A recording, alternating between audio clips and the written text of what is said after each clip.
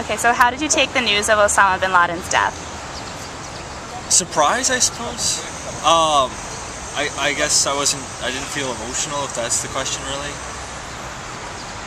It seemed a bit surprising because it just came out of nowhere. Okay. And what do you feel that this event has brought renewed feelings of unity among Americans, similar to those we felt after 9/11? Right. I think that's true. I mean, I think that's borne out by people chanting USA, sporting events, and people marching and things like that. And of course, the marketing campaigns and things like that have already popped up. So, sure, I'm sure it brought some unity. Probably as much as 9/11. Probably not as much as 9/11 because I don't see people with flags everywhere and things like that. So. And do you think that justice has been served for those who lost their lives? Right. I mean, I think killing one person doesn't bring us justice. There's a whole sort of network that's behind it. I think it's really it's ill-conceived that one person's behind doing this instead of a whole network of people. So no, not really. Okay.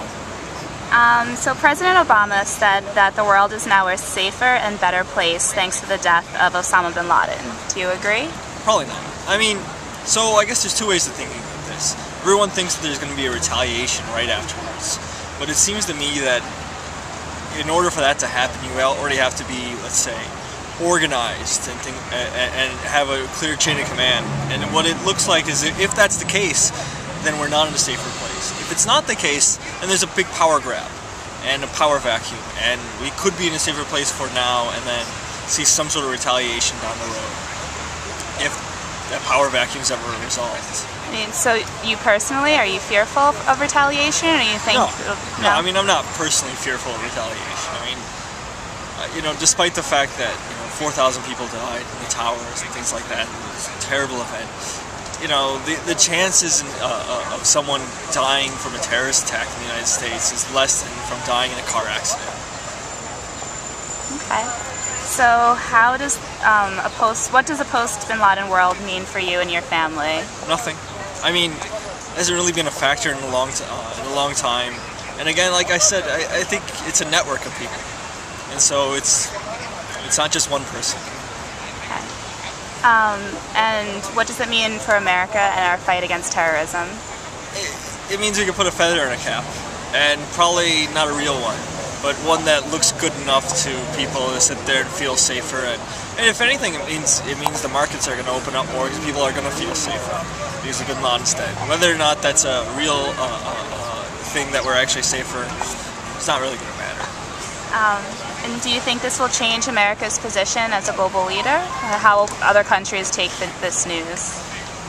That's a good question, and I don't know. I mean, initially I think that it depends on who you talk to. I suppose in the West, there might be some admiration, but certainly not in the rest of the world. I mean, you come into a sovereign nation like Pakistan to kill someone who admittedly is at least a perceived threat still, but we've clearly broken some sort of questions of sovereignty and things like that, and I'm sure there's some animosity in the Middle East and the Far East towards us.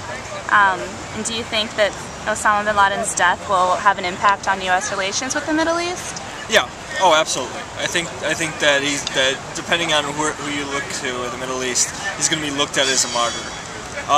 Hopefully what we're seeing is the democratic movements in places like Tunisia, Libya, Egypt shift the discussion away from questions of terrorism and U.S. imperialism to questions of self-autonomy and self-sovereignty.